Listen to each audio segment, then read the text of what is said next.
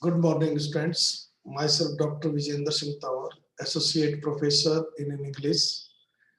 At present, I have been posted at Government College Buda in the Jhansi district. In the series of video lectures, which is being prepared by me, today's video lecture is meant for the students of class BA Part 1st, Subject English Literature, Paper 2nd. And in this video, we will talk and discuss the explanation of studies an essay by Francis Bacon. As Bacon is a typical kind of author or essayist, it is not possible to cover the whole explanation in one video. So I have taken up the first part of the essay in this video for the explanation. The rest of the part will be discussed in the second video. Now let us come to about the author, introduction of the author. Francis Bacon was born in 1561 and died in 1626. We can say he was a contemporary of William Shakespeare. He is regarded as the father of English essay. Means to him goes the credit of introducing the essays into English literature. Means he was the first person who started writing essays. He is thus a pioneer, means founder, a man who introduced a new genre, new style of writing literature into the literature of his country. Dear students, you must have written essay when you were first time asked to write essay. For example, when I was a student, I was asked to write essay on cow, my teacher, my father, like that. And we used to write. In the same way, Bacon also started writing essays. But his way of treating the subject is different. He selects a subject and then gives his plus point and minus point, and does not tell the reader which way he or she should choose. It is up to the reader to decide. So we can say his essays are a treasure house of what is called worldly wisdom. Means he has written essays on almost all the topics, social topics, economic topics, personal topics, political topics. Overall, he has written about 58 essays, and 3 essays are also said to have been written by Bacon, but there is some doubt about them. And in his essays, he gives us the knowledge, or we can say balance sheet of plus point or minus point on that given topic. It is now up to the reader to decide. So we can say his essay which are full of worldly wisdom, and here we should keep in mind worldly wisdom means the kind of wisdom that is necessary for achieving worldly success, that is success in this world. Worldly wisdom does not imply any deep philosophy or any ideal morality. It does not emphasize that this is the right end, we should choose our we can say target using this and not like that. It simply means the art or technique that a man should employ to achieve success in his life. Bacon is fully justified in describing his essays as dispersed meditations. He selects a subject and then writes an essay on it without in the least losing sight of that subject. This is his quality. That is, and moreover, his style is aphoristic. Aphoristic means he expresses what he has to express in the fewest possible words. That is concise, precise is the way of expression.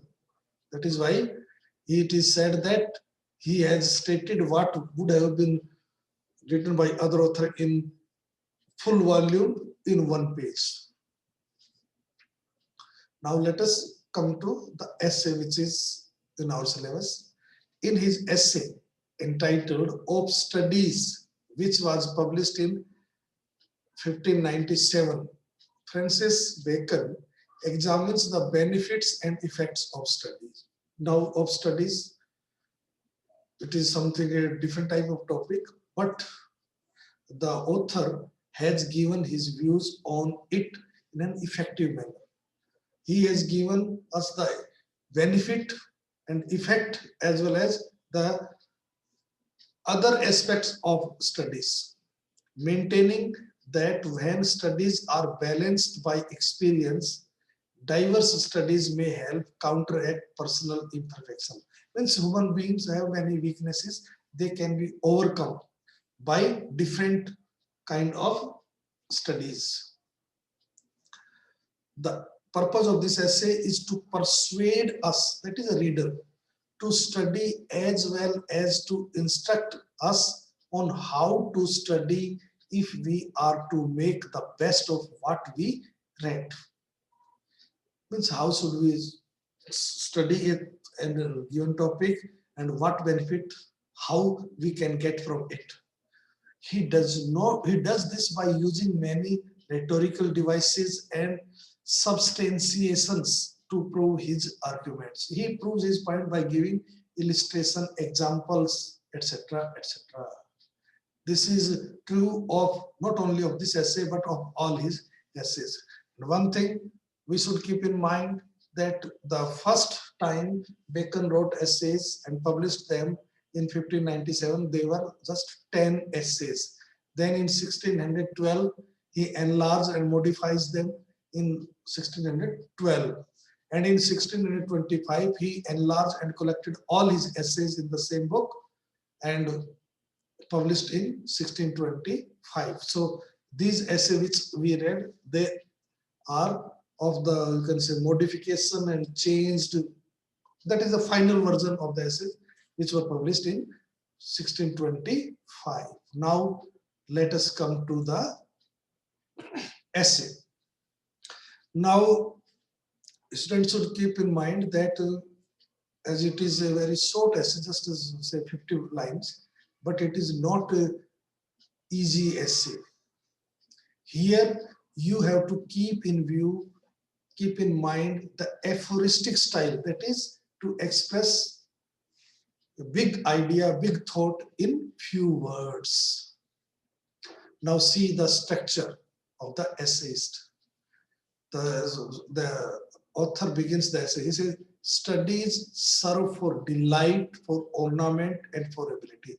Now it is just a very short sentence, say of half line, but the author has given a big or great meaning in this sentence. For example, first thing is serve for delight, and the students should keep in mind that here the second part of the slide, I have given the meaning of difficult words and also explanation. They will help you in understanding the whole essay.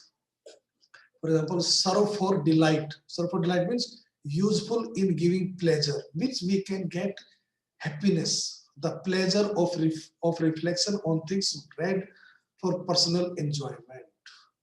Means the first advantages, or we can say that the author says there are 3 advantages of studies. The first is it gives pleasure.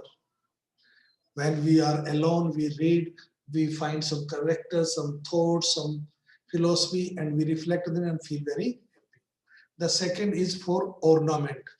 Ornament, what is the ornament? Means jewelry. Jewelry, what jewelry does? It makes the person or the girl who wears it more beautiful. So here ornament means the person become more beautiful. It doesn't mean physical beauty. It means his speech become beautiful.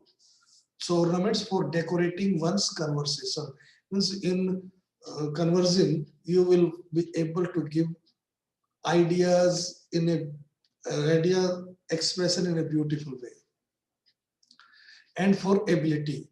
For ability means increasing efficiency in transacting business Means helps us to cultivate ability in business and to handle affairs of life successfully. The ability means you become more qualified for handling a particular situation because you get so much knowledge after study that you can handle the life-like situation in a more effective manner. So it is able to cultivate our ability also. Now the author has given the detail of these three things. That is the advantage. He says their chief use for delight means to get the pleasure is in privateness and retiring. Privateness is seclusion, leisure time, retirement after active service. When you are in an easy mood, when you read, you can enjoy in a better way. For ornament, it is in discourse, in conversation. When you talk, your conversation will be embellished by many similes, metaphors, illustrations from the knowledge which you have gained from books. For ability is in the judgment and disposition of business. Disposition of business means planning and management of practical affairs of life. That you will be able to judge particular situation, handle them in a better way and manage them in a better way if you have studied in a better manner. So these three lines have been explained and these are very important. Now the second part of these lines, for, the author said, for expert man. Expert man means man of experience, professional man, specialists, can execute, implement, carry out. Means if you are a specialist of a particular field, you can carry out, you can implement that plan in an effective manner as compared to an ordinary person. And perhaps judge of particulars means form a correct opinion about individual matters or the details of the matter because you are an experienced person, one by one. But the journal counsels means advice regarding the matter as a whole, and the plots means plan, marshalling of affairs means overall planning and arrangement of matters come best from those that are learned. Only men of profound learning and scholarship can be able to frame guiding principles of conduct. Means if you are a learned person, if you have studied, you will be able to manage and plan a particular action in a better manner as compared to an ordinary person who is not a well-informed person. Now, another lines. If keeping in this, some person starts to spend too much time in studies is wrong. This is the style of Bacon that now he tells the negative effect of study. If a person gives too much attention to study, he keeps on studying all the time. That is more than required time is spent in study, then this is not a good quality, positive sign. The poet or the author calls it sloth, laziness, indolence. He tells that if you are of the mentality of using too much time in study, it means you are lazy. To use them too much for ornament. If a person uses just to show off his knowledge and all the time he gives illustration from the learned books to impress the people, then it is affectation. It is show off. It is not a positive sign. The another negative point is to make judgment wholly by the rules. If a person always take decision according to the rules written in the books, then it is the Homer of his scholar. Homer here means it is his whim, eccentricity of that person, means that person is not a normal person. The poet in this sentence has told us about the drawback or the things which we should keep in mind while we study. We should not give too much time in study. We should not use too much for our embellishment of our conversation, and we should not take and decide everything just by the rules written in the books.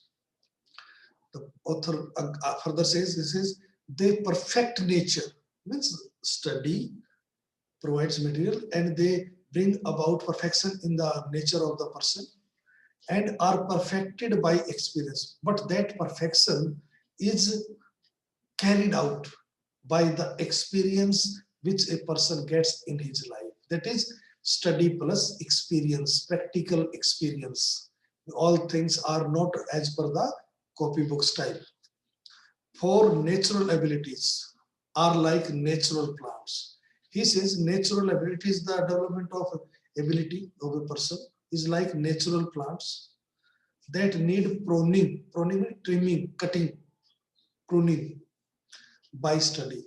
Just as a normal plant, if we grow a plant in our say garden, it needs trimming so that it can grow in a better manner. In the same way, there are many drawbacks in our characters which need to be trimmed by study. Studies themselves and to give forth directions too much at a large, because if you have studied too much, that will provide you guidance in a vague manner, vague, unclearly.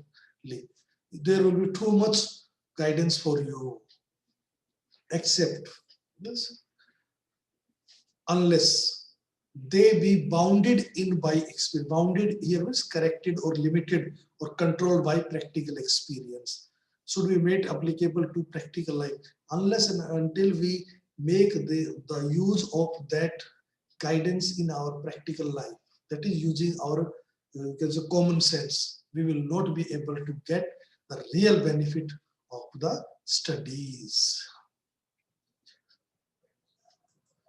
Now, another part, he says crafty man. Crafty means cunning, shrewd, very cunning. Man contemn the study, contemn, consider as useless. There are, this is the style of Bacon. Now he shifts another point, another aspect of the study. He says, those people who are very cunning, very shrewd, they regard studies as useless. Okay. Simple men admire them, and simple men, who are simple? Those who are not cunning or who are not very wise. That is a middleman, or who have some kind of weakness in their character, innocent in dealing with worldly matters. They admire him, they feel wonder, they are surprised at the studies, the knowledge provided by the studies. Wise men use them, and those who are intelligent people, intellectual people, they make use of the studies in their life, that is applied to life-like situation in their life. For they teach not their own use, because books do not tell us how to use the knowledge they provide. But that here means practical use of knowledge is the wisdom, that is called wisdom without outside, without outside books, and about superior to them won by observation. And that is observation and practical experience of life, that is achieved by practical experience. What the author wants to say, that if just by studying we are not going to become very expert person, or we are not going to gain ability to handle the particular situation in a better manner, but we will be able to use that knowledge which we will gain from study by our wisdom, by our practical wisdom, which is achieved by our observation, by our experience in practical life situation. Then author says, when we read not contradict, that is oppose and confute proof false. The target of a person who studies should not be just to oppose. He is studying a particular book, that he has to prove false Mr. So and so. That should not be the aim of a real study. person, nor to believe or take for granted. Neither means to believe, to think that these are printed words, this is written in the book, this is the gospel truth, this is the real truth. No, we should not believe in that truth, nor to find talk and discourse, nor to we find that after reading this book we will get material to make our conversation very effective, etc. This should not be the purpose of studying a particular situation.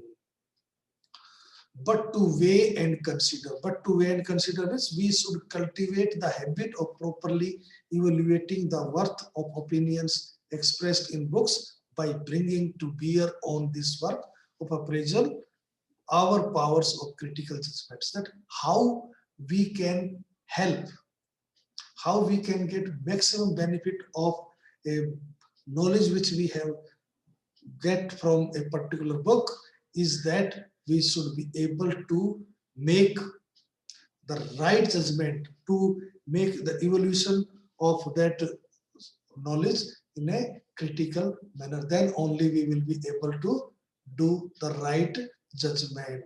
Thank you very much.